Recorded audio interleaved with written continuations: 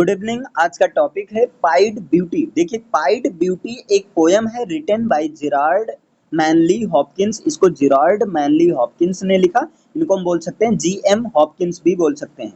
और ये curtail sonnet में लिखा गया है। Curtal sonnet a type of poem having 10.5 line, है ना। कर्टल सोनेट पोयम की वो टाइप होती है जिसमें 10 हाफ लाइन होता है ना। टोटल वैसे सोनेट में 14 लाइन होनी चाहिए, लेकिन कर्टल सोनेट में 10 हाफ लाइन होती है। रिटन इन 1877, है ना। देखिए, पाइड ब्यूटी को 1877 1877 में लिखा गया, बट पब्लिश्ड इन 1918। लेकिन पब्लिश कब हुआ? 1918 ईस्वी में पब्लिश हुआ। Gerald Manley Hopkins is the only one poet among the Victorian poets who finds hope in God. देखिए, जेराल्ड मैनली हॉपकिंस ये एक ऐसे पोएट हैं विक्टोरियन पोएट में से जिन्होंने गॉड में होप को पाया है, यानी कि गॉड को लेकर एक होप थी। बाकी जितने भी पोएट थे, as most of the Victorian poets deal with the theme of frustration and anxiety, decay, loss of human values and faith.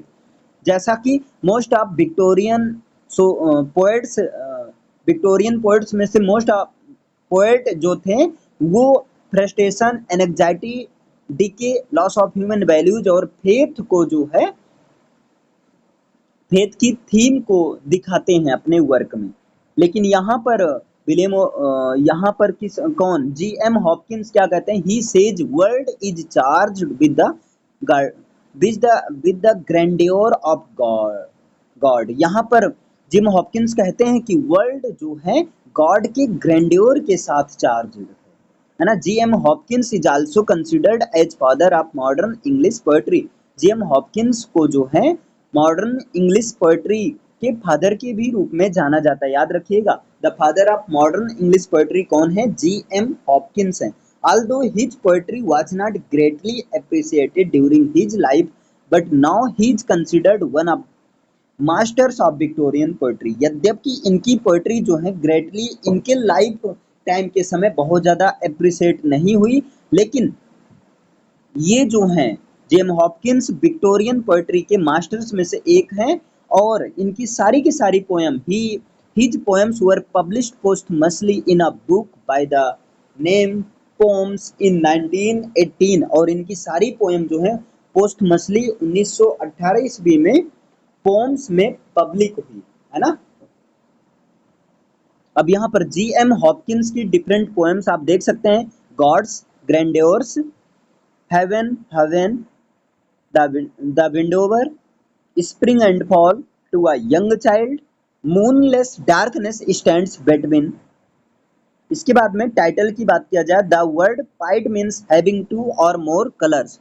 Word pied means होता है टू या more than two colours. In pied beauty speaker most praises about God's creation. Pied beauty में speaker जो है God's के creation की praise करता है। As pied beauty is the song of admiration for God's creation.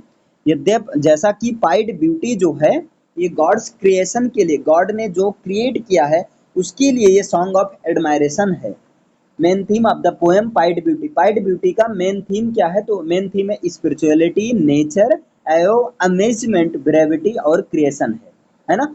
Pied beauty poem का form की बात किया जाए तो form of the poem curtal sonnet है। कर्टल सोनेट वो होता है जो कि हैविंग 10.5 लाइन जिनमें होती है ना। पाइड ब्यूटी पोएम की राइमिंग स्कीम क्या है? तो एबीसी एबीसी डीबीसी और डीसी, है ना।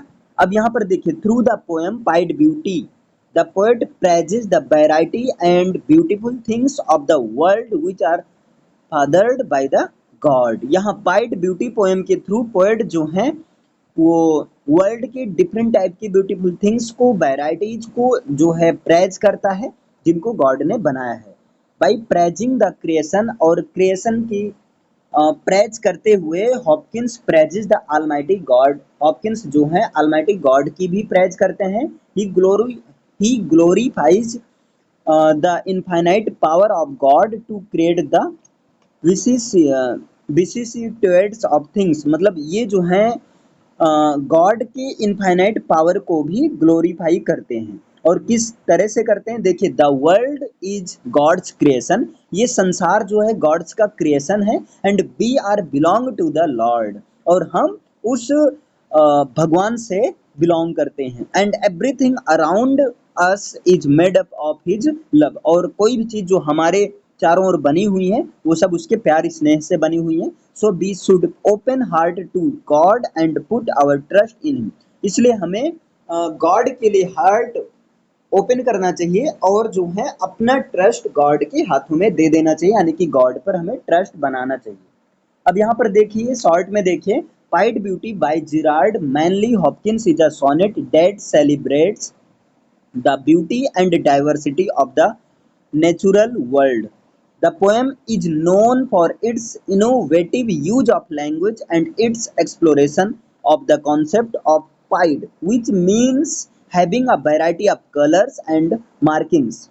Hopkins uses this concept to reflect on the richness and complexity of nature, emphasizing the idea that beauty can be found in diversity and contrast.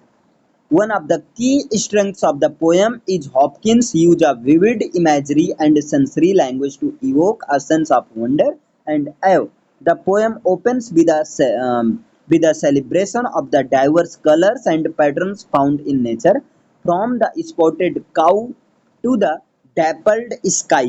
ये जो है spotted काऊ यानी कि काऊ की बात किया है, जहाँ पर काऊ डिफरेंट कलर्स की होती हैं और स्काई के अलग अलग कलर होते हैं। Hopkins describes these various elements as all things counter original spare strange, highlighting the unique and unconventional beauty that can be found in unexpected places. Furthermore, pied beauty can be appreciated for its exploration of the relationship between humanity and the natural world. Hopkins suggests that by embracing the diversity and complexity of nature, we can find a deeper appreciation for the beauty that surrounds us. The poem encourages readers to see the world with fresh eyes and to recognize the inherent value of all living beings, no matter how different or unusual they may seem. Additionally, Pied Beauty is notable for its innovative use of language and form. Hopkins employs a distinctive rhythm and rhyme scheme in the poem, using techniques such as alliteration, assonance, and internal rhyme to create a musical and lyrical effect. The poem's structure mirrors the themes of diversity and contrast, with each line containing a mix of different sounds and images.